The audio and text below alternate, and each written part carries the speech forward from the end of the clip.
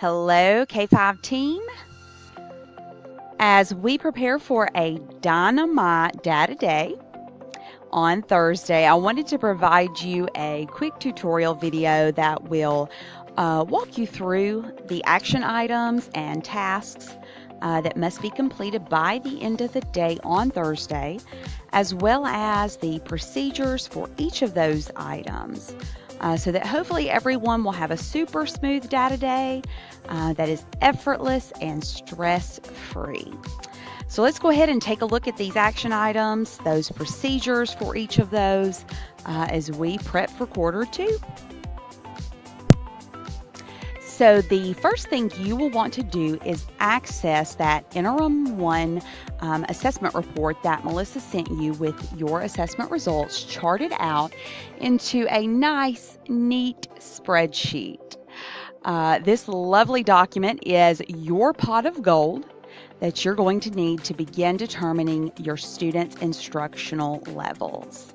And so first, I actually want to go ahead and point out some of the key components of this extremely useful spreadsheet. So what I've done is color-coded 3 of the sections here on the first tab. This is the report tab. And so to get started, this red section here that's outlined in red, the data that is entered here actually generates the student proficiency data that is based on the total number of students that have been tested. And this information is really going to help to determine if your SMART goal is met at each interim. And if you'll notice, the blue section over here, this is actually the SMART goal that we're going to set at each interim assessment. And so, for instance, with this particular spreadsheet, you can see that this one was pulled from the 3rd grade. And so the SMART goal states that 3rd grade students scoring proficient and higher in ELA will increase from 68.5% to 75% as measured by the interim assessment administered on, and then whatever the date is. For this first interim assessment, our students in 3rd grade ELA scored that 68.5%. And so our SMART goal that we've set reflects that we are going to work toward them reaching a 75% proficiency rating on the ELA assessment at the next interim. Okay? The third section and final section here on the reports tab that I really want to point out is this green section. And I know this spreadsheet is a little small, but when you start looking at your own spreadsheet, you'll be able to see that data more clearly. And so for this green section, this section provides you the percentage of correct and incorrect responses for each question in your assessment. So it has listed out all 15 assessment items, the standard, and then the question. And then for each of those questions, it has provided you the percentage correct and the percentage incorrect for all of the students who took the interim assessment. So this will really help you gauge where your class is as a whole in regard to certain skills and standards. And that can really help you drive your instruction, okay? So I really liked these 3 different pieces and really wanted to highlight those here on the report tab. So now we are going to navigate to the grades tab of this spreadsheet. And this is actually where you will begin determining each student's instructional level based on the data that we've pulled from the interim 1 assessments.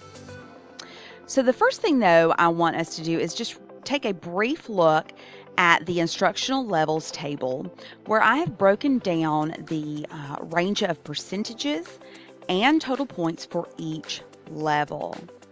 So the spreadsheet does provide you the student's total points earned and the percentage correct.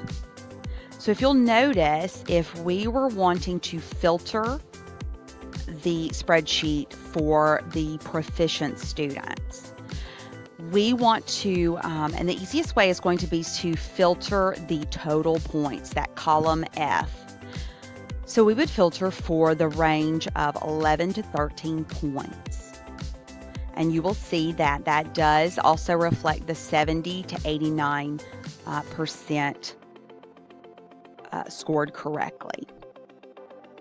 So actually, let's go ahead and practice. We're going to practice filtering. So this spreadsheet is super easy to navigate and filter to determine each student's instructional level. If you'll notice, before we begin filtering for those instructional levels, I do want to point out here at the top, the spreadsheet actually provides you a summary. And so, of course, for this interim 1 assessment, the total points possible is going to be 15 across the board. And then it also provides you the average points earned for your grade level, okay? So for 4th grade math, their average points are at 12.81 points, which is a pretty good start. And of course, that also is based on 190 or 189 submissions, okay? All right, so let's go ahead and get this filtered. I'm going to filter these headers. And so I'm going to go up to the Sort and Filter tab, select Filter. And when I do, if you'll notice, this slider starts with showing you the percent correct, which is just another reflection of those total points earned, okay, just in a percentage form. And then as I scroll across, if you'll notice, each question is placed on the tracker and allows you to see which students responded correctly and which students responded incorrectly for each question of the assessment. Okay, so I'm going to move that back so we can see that percentage. So let's say we're going to filter for our proficient students. Okay, and I'm looking back at my chart here to make sure that I filter for that correct total points range in column F, which is 11 to 13 points total. So I'm going to go back to my tracker here, or spreadsheet. I'm going to select the arrow here and unfilter. I'm going to select the total points for 11, 12, and 13. That gives us the range of proficient students, and hit OK. And there you have it. We now have our list of students who scored in that proficient range. And if you'll notice, those percentages reflect that 70 to 89% correct, as well as the total points column reflects the 11 to 13 points total. And your students' names will actually be here in column D. I've covered that up to be FERPA friendly, just to be safe. And you can pull those and copy and paste to another document, or however you decide to determine your instructional levels on Thursday. Okay?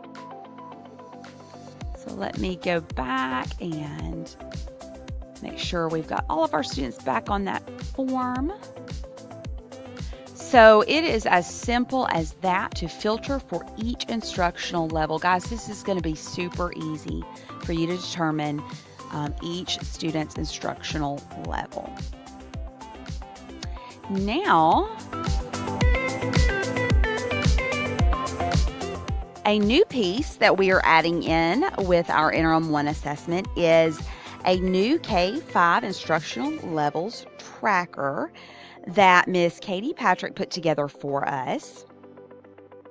And before I actually move us to that tracker and us take a look at it, I do want to let you know that this tracker does not have to be completed until October the 26th, but you may find that it is much more simple for you to complete it as you go, as you determine your students' instructional levels. Whatever works best for you, go with it, okay? So let's take a look at this new K-5 tracker. If you'll notice, we have the students' IDs, last name, first initial, which is FERPA friendly. We have a column for each interim assessment and the end of the year assessment. And this is going to allow us to track a student's assessment progress from this first interim all the way until the end of the school year.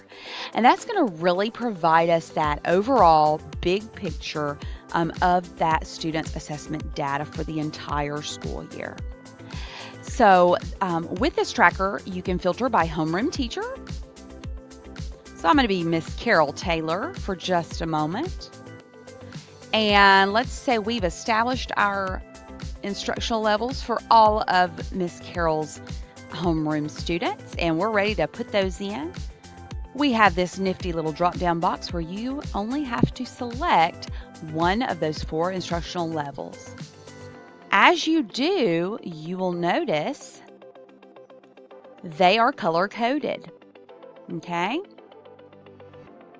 Once you've actually entered your entire homeroom, or it could be by subject, however your grade level decides to divvy up this task, once you've entered those instructional levels, you can filter for each level so that you can just view one instructional level at a time if need be, okay?